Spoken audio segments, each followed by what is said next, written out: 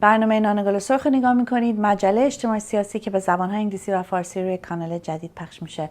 سلام به همگی، من مریم نمازی ام و من فریب برزپویا هستم. برنامه اختصاصی داریم این هفته براتون، به خاطر که مریم این هفته میره واشنگتن و مصاحبه خیلی جالبی داریم با الکس بتس، رئیس مطالعات پناهندگی در آکسفورد.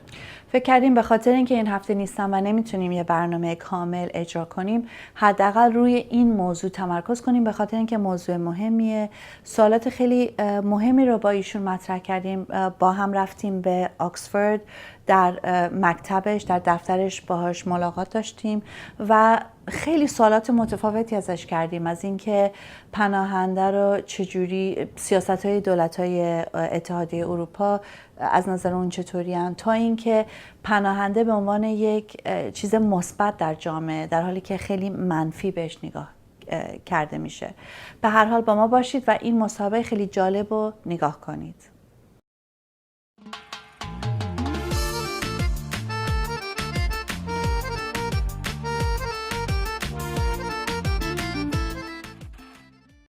Hi Alex Brett, thank you very much for doing an interview with us. I wanted to ask about the migrant crisis today. It's the worst in contemporary history? Around the world, we have more displaced people than any time since the Second World War. There are around 60 million displaced, around 20 million refugees around the world. But I think what really has created a sense of a refugee crisis is the fact that unprecedented numbers of people are coming to Europe. Relatively small in the global context, but last year over 1 million asylum seekers came to Europe from outside the Europe region, the largest number from Syria. And that's created a sense of panic amongst European politicians, a decline in the liberal values and liberal response of Europe, and a real uncertainty about responses. And so I think we need to get in context that it's 1 million people that have come to Europe, but compare that to the numbers of Syrians being hosted by countries like Turkey, Jordan, and Lebanon, and the fact that Europe has 28 member states. We need to get a sense of perspective and see it in proportion. Perspective-wise, can you tell us a bit about the numbers? How are the numbers so different elsewhere as opposed to Europe? Yeah, I mean, Turkey hosts more refugees than any other country in the world. If we take the Syrians, there are over 5 million Syrian refugees in total. Over 2.5 million are in Turkey. Over 1 million are in Lebanon. Over 600,000 are in Jordan. And if we look to Europe, the total number of asylum seekers is around 1 million, of whom probably around 750,000 are Syrian refugees.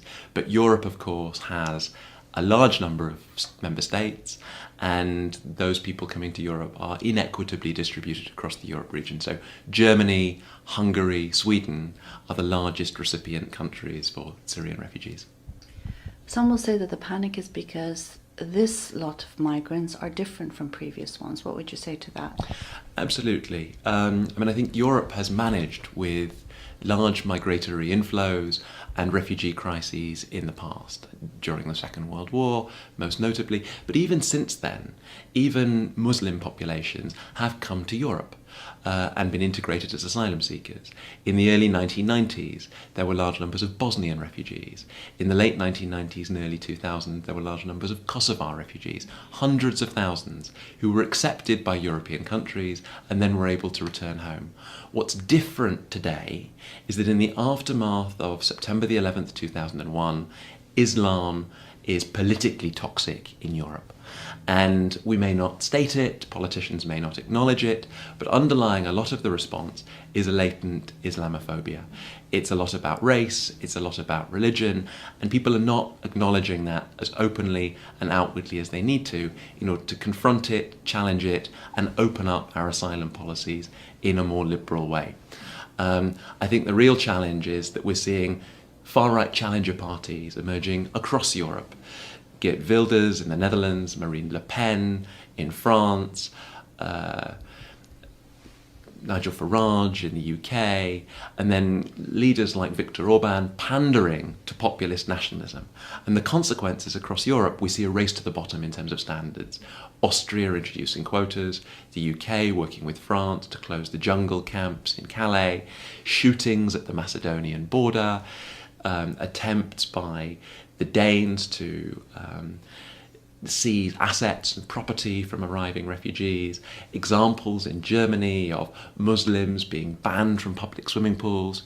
This is a collapse of our values. We're detaining children, and we're doing it in part because of the unacknowledged recognition that these people are predominantly Muslims. What do you say to people who say, well, we do need to look at this issue differently because of terrorism, because of jihadism, because of Islamism, and its rise across the globe? There are very real public fears and concerns about terrorism. Those are valid public worries. But I think the problem is that we're equating refugees and asylum with a terrorist threat. And there's absolutely no evidence to suggest that somebody who is a refugee is any more likely, statistically, to be a refugee than someone from the general population. Equally, there's very little evidence, controlling for variation in socioeconomic background, that being a refugee makes you any more likely to commit a crime than anyone else. We've got to keep in mind that so many of the refugees coming to Europe at the moment are fleeing conflict and fleeing the violence perpetrated by terrorist organisations like Islamic State, and they're fleeing the same things that European publics are concerned about. So we've absolutely got to separate refugee movements from a genuine public fear about terrorism. What's the root of the migrant crisis today? Is it different from previous crises? Today's movements are predominantly a refugee crisis. Most people coming to Europe are fleeing refugee-producing countries. The biggest sending country is Syria, and nearly everyone leaving from Syria is a refugee. They simply cannot maintain a basic standard of living with the violence and conflict in that country. After that, we see many people coming from fragile and failed states, Afghanistan, Iraq, for instance. And in Africa, we see people leaving Somalia and Eritrea. So the number of refugees in the world is basically related to the number of conflicts around the world and the number of authoritarian regimes that persecute their own populations. It's that combination of fragile and weak states on the one hand, with new opportunities for mobility in the context of globalization, that means what we see today is not a one-off, but it's likely to be a set of patterns that will be with us for the foreseeable future. Until we address conflicts at their root causes, like the violence in Syria, until we rebuild fragile states like Afghanistan, Iraq, and Somalia, inevitably, given the chance to move, people will take those opportunities and they will travel immediately to neighbouring countries. But if they can't get access to basic dignity, the opportunity to work, basic freedoms, they will have to inevitably move onwards and embark on dangerous journeys to Europe and elsewhere. You talk about contradictions in the humanitarian response and people's outlook on this issue. Can you explain that a bit? I think there are massive contradictions in public attitudes and responses. In theory, Europe is premised upon liberal values of tolerance, openness, freedom of movement, respect for human rights. But it's European values that are really at stake here. There's a crisis of those liberal European values. And while we espouse freedoms, while we say that we should have freedom of press, freedom of speech, we're undermining those basic values in our treatment of refugees and asylum seekers from other parts of the world. I mean, the idea, for instance, that we collectively ban Muslims from public swimming pools in certain parts of Germany, the idea that in certain areas of public canteens in Denmark, they are trying to enforce a minimum serving of pork and sausages, ostensibly to preserve the Danish pork industry, is a display of overt discrimination. And I think it's those contradictions that Europe has to recognise and confront. We should maintain our liberal values. Now, that means saying, yes, freedom of speech, that no values, no beliefs are sacrosanct. Just because people say they hold opinions because of religion doesn't mean we can't not up to debate. Doesn't mean we can't scrutinise them. Doesn't mean we can't criticise them. But on the other hand, we should equally allow freedom of conscience, freedom of religious belief. Insofar as people's beliefs and values do not threaten or harm anyone else, people should have a freedom to believe and pursue their own religious values. But it should all be premised upon a liberal social contract of freedom for refugees, freedom for asylum seekers, and freedoms for our own populations to debate openly, to have freedom of speech, and where necessary, to openly criticise verbally values we disagree with. You talk about refugees being a resource. Can you explain that a bit more? I think very often refugees have been conceived as passive humanitarian victims, as people who we have to deliver food, clothing and shelter to in refugee camps. And that perception creates many problems. Over half of the world's refugees are in so-called protracted refugee situations. They're often kept in camps for 5, 10, 15, sometimes 20 years, without the right to work, without freedom of movement. But we've embarked on some research, mainly in East Africa, looking at one particular country, Uganda. And in Uganda, they give refugees the right to work. They give them freedom of movement. They don't leave them indefinitely in confined camps. And we've collected data systematically that shows that not only in those situations do refugees help themselves, but they contribute to the economy of the host country. So to take an example, in the capital city of Uganda, Kampala, 21% of refugees own businesses that employ other people. And of those they employ, 40% of the employees are nationals of the host country. In other words, given the chance, refugees create jobs for citizens.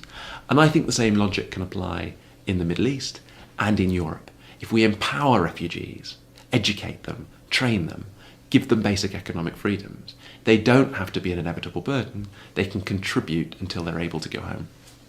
You said on Twitter that I really liked. It said, what I expected to feel was a sense of pity. What I found was a source of inspiration. And that was after you visited a refugee camp, was it? So I was referring to the first experiences I had working with refugees. As a 19-year-old student, I spent a summer in the Netherlands just doing voluntary work with asylum seekers from around the world. And I met people from Kosovo, Bosnia, Iraq, Iran, Liberia, former Zaire, China. And I met doctors, nurses, lawyers. I was taught table tennis by a former Iranian professional table tennis player. I was taught the basis of public international law by a Bosniak lawyer. And I felt a sense of inspiration. But what was tragic was these people were stuck in limbo. They weren't immediately given the right to work. They weren't having their skills recognised. And so at that time, my first experience of refugees was that I assumed they would be humanitarian victims. But they had skills, they had talents, they had aspirations. And so I felt that it was important that people privileged enough to have the voice to open up rights and opportunities for those people argue for their rights. You talk about there being a need for an alternative response to the situation. What do you mean by that? I think we need to radically rethink how Europe is currently responding to the refugee crisis. The European Union response has been dire. Much of the chaos and tragedy has been utterly avoidable. We need a response that's different on 3 levels. We need to recognise that most refugees are in the neighbouring countries to the country of origin. Syrians are mainly in Jordan, Lebanon and Turkey. We can't keep people indefinitely in camps, but we can't leave them in destitution in urban areas like Amman and Beirut. We have to create economic opportunity. So at a first level, our response has to be economic empowerment, jobs, education, reconceiving a response in those areas. And if it can't be done in the capital cities like Amman and Beirut, then we need to create a development model that supports the development of those host countries and their jump to manufacturing while creating jobs. And I, with a colleague, Paul Collier, have proposed an idea of economic zones in those border areas in countries like Jordan to help Jordanians get jobs alongside Syrians, to incubate Syrian businesses until people can go home. But at a second level, we need to make sure people's journeys across the Aegean, across the Mediterranean, are safe. People are drowning and dying unnecessarily. What we can do is think about humanitarian visas. Why is it that someone should have to pay a smuggler €1,000 to travel from Bodrum to Berlin when a budget airline flight costs €200? If we allowed people a visa to travel and then claim asylum when they got to Europe, we would save lives. We would undercut the market for smuggling. We would take the pressure off the frontline states and the Greek islands. Brazil has piloted humanitarian visas. Italy is starting. And within Europe, we need a fair distribution of asylum seekers across Europe. That's the third level. Europe needs to develop a new common European asylum system. It has to fairly and equitably share responsibility across the 28 EU member states. At the moment, it's failing to develop that deal. Its plan A, and its only plan, is a deal with Turkey that is unworkable, illegal, and politically unlikely to succeed. One other question is about the concept of open borders. What do you think about that? So I think we need to recognise that the dynamics of mobility are changing in the 21st century. We live in a globalised world. We allow goods and services to move freely across borders. We allow capital to move freely across borders. But with people, we tie people to particular nation states. And of course, there is a difference. And like goods and services like tomatoes, people form families, they form social ties, they have interactions. But I think governments are living in a 20th century world, a Westphalian system based on state sovereignty that doesn't match contemporary reality. We cannot simply move to an open borders world. It's politically infeasible. But I think we need to move to a world where, for people who have to move, for human rights reasons, because they live in fragile states, because they face serious socioeconomic deprivations, that confining people to particular countries is not only morally wrong, but it's unsustainable. People will move, and we have to adapt to those realities in a way that respects human rights, respects humanitarian crises, and recognises that we can all be better off with a degree of freedom of movement for those who need it and for those who are willing and able to contribute. Thank you very much. Thank you. امیدوارم از مصاحبه با الکساندر بتز خوشتون اومده باشه. برای من مسئله اینه که خیلی نمیفهمن وقتی بحث سر این که مرزای بازه، بحث سر این که حق پناهندگی یه حق بشره، چیزی که نمیفهمن اینه که میگن که خب شماها طرفدار اسلامی هستین، میخواین مرزا باز بشه تا اسلامی ها وارد بشن. در حالی که اولا که اکثر کسایی که دارن فرار میکنن دارن از خود اسلامی ها فرار میکنن. دوما این که حقوق انسان نمیتونه وابسته باشه با جنسیتش، یا مثلا اگر کسی زنه، فقط اگر سفیده، فقط اگر مثلا این و اونه اجازه داره حق و حقوق داشته باشه. نه خیر، حق برای کلیت انسانه. دقیقاً، و این جزء حقوق پاییه. این ما رو میاره به آخر برنامه این هفته. امیدوارم که از برنامه این هفته خوشتون اومده باشه. تا هفته آینده از طرف من و مریم نوازی گودبای. به امید دیدار.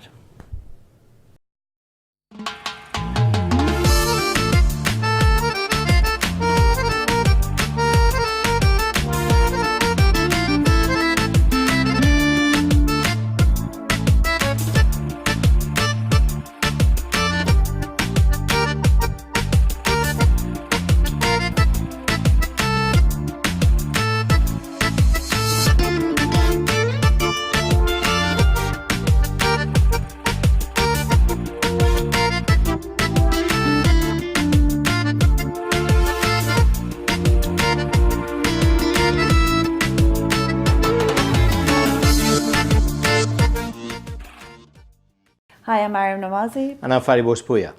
We're hosting a program called Bread and Roses. It's a weekly program that's broadcast in Persian and English in the Middle East and North Africa, primarily Iran as well. And it's also shown on YouTube internationally. And we've been doing this since last May. We're coming up to our year's anniversary, and we've had quite a lot of fun making these videos. We discuss taboo-breaking, free-thinking ideas. The Islamic regime of Iran has called us immoral and corrupt. And that's why you need to support us. We are the alternative voice in Middle East and North Africa. Of corruption and immorality. So do support us. Here's a short video from Patreon that explains how you can help us with even just $1 a week. That's nothing. Support us. Patreon lets fans become patrons of their favorite artists and content creators. It's different than Kickstarter because it's not about one big project that requires lots of funding. It's more for bloggers or YouTubers or webcomics, anyone who creates on a regular basis. Here's how it works. When you become a patron, you're agreeing to give an artist a tip of an amount you set every time they release a piece of content, whether it's a new song, a video, or a recipe. You can set a monthly maximum to make sure that you're always within your budget. Choose an amount, enter your payment information, and you're done. Becoming a patron allows you to view and post in the artist's stream, and in exchange for your support, artists offer additional patron packages, which might include monthly Google Hangouts, music production tutorials, pre-sale concert tickets, or anything they can offer as a way to say thanks. Patreon, empowering a new generation of content creators.